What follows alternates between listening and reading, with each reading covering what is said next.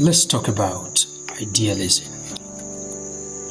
The basic fundamental school of thoughts in social sciences, specifically political science, that cut across every other thing you want to talk about: realism and idealism. Idealism is the opposite of realism. Idealism is a philosophy that has to do with what ought to be done. Realism is what is to be done, the world as it is. While realism is the world as it ought to be. If you offend me and I threw a punch, that's realism, an eye for an eye. But if I don't, I have to go by law to run that whole thing and straighten them out legally. That is idealism. What ought to be, what should be. All right? When somebody trusts you, vulnerable people, sometimes the push is that you take advantage of that trust and that vulnerability.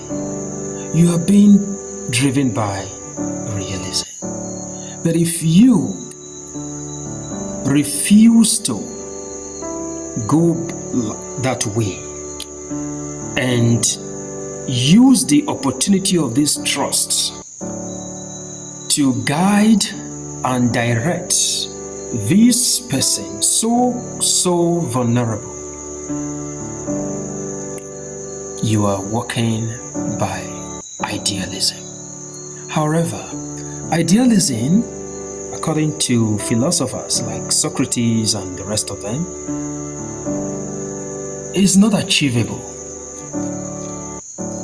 Is what they describe as the world of sense. Alright? Is it the word of sense? The perfect word. Idealism is the perfect word, where everything are in order. Behavior is as it should be. And if the world is ruled by idealism, there won't be unemployment, there won't be any sort of criminal activity, there won't be any sort of immorality, there won't be oppression, brutality, and just name all those things that characterize the world we live today. They won't be there. That is why the philosophers believe that it is a world that is outside this world. Alright? Idealism is not in this present world. It is after this life that we attain that perfect stage. Realism is what is in this world, the world of sense, the world of idea. Realism is the world of sense. Alright? Idealism is the world of idea, the perfect world. The imperfect world is realism. The perfect world is idealism. If I am a trader and I got goods that have overstayed in my shop and they have expired or about to expire, knowing that if they are bought, the person will not be able to consume them before the expiry date, and so the person might likely lose. As an idealist, I will discard those goods. I won't sell them. I will let the buyer know that, look, they have expired. I will destroy them or recycle or do whatever thing that is plausible that I can do with them. All right? But we are not driven by idealism. Everybody wants to make it by all means possible. That is why I will have to sugarcoat if it means removing the expiry date. The expiry date on that particular product so that I can sell it, I will do it. Because it's realism. It is the same thing that is driving the educational systems in Nigeria today. I don't know about other countries. Which is why you see that malpractice and all sort of anomalies are reoccurring decimal in all our schools across the country. Nobody wants to know whether learning has taken place. In as much as you are paying your school fees, we keep pushing you. What is the most important thing in our school system today is profit maximization, not actual impartation of knowledge on students. All right? That's what we can use again to explain idealism and realism. Any school that operates currently in Nigeria on idealism, that look, this is how it should be, the student being the priority, not profit, that school will not progress in the sense of word definition. Why will a policeman, like I said in the realism episode, not have the courtesy to be polite, to be gentle, to be humane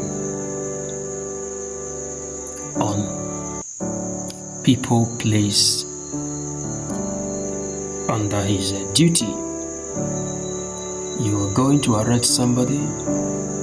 That person is not an animal. Even if it's an animal deserves respect. Alright?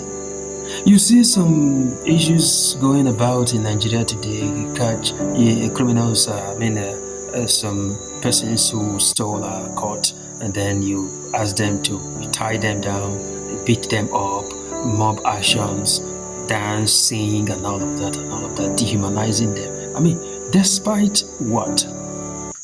Each individual has dignity. The dignity of the human person must be respected. Ideally, ideologically. But we don't care about all of those things. And I keep asking myself when each time I see such video, tell me one person from this mob who is not a criminal, who does not have dirty linen in his cupboard, who does not have skeleton in his cupboard. There's no single one. They are all guilty, but they capitalize on one person whose own has come out. Of course, that one person, if he was not caught, and another person, he will still have to join the rest and carry out that barbaric act. Just imagine the guy that died in Jos. It's all product of realism. And idealists, we have to think and say, no, if he is a suspect, you take him to the police. Let the law handles it. That's it. But unfortunately, the world is not idealistic. The world is realism. Everybody wants to score points. No politician will pave road. No politician will do anything for the people. No politician will bring about growth because it's not going to serve their interest. If it is going to serve their interest, they will do it. Now, why is it that nearly all politicians are not interested in revamping the health sector in Nigeria, educational sector in Nigeria, security, and all of that, because they have nothing to lose, or they have little or nothing to lose. They don't have their children here attending the universities, the secondary school, and the primary school. If they do, you will not be having the issues we are having now. You are suffering. Somebody was talking. I said, look, if we want to agree that Nigeria is working, let the president treat himself in our general hospitals.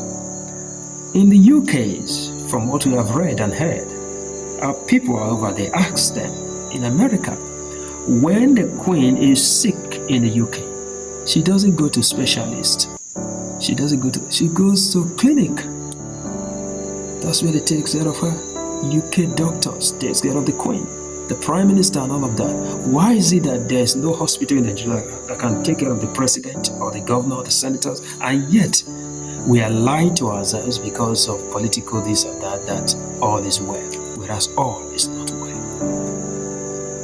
It all boils down to the fact that realism is ruling, not idealism. So the bottom line is, realism is what is, as we are seeing it right now. How we do it. If you go to the civil service, if you go to this, if you go to that, they will tell you, okay, if you don't play games, if you don't play balls, you will old. You have your project supervisors in your universities, you know how you do it. Teacher practice students here and there, IT students and all of that. Somebody seeking for a job, somebody seeking for, is on retirement, want to process his papers, visa on arrival and all of that. You know how you do all of these things. You have to wet the beak. You have to rub the pan. That is how it is. If you must scale through, that is what you must do. Idealism says no. If you must get there, you do not have to grease the pan. You do not have to wet the beak. You do not have to do this or do that. Just present what you need to present.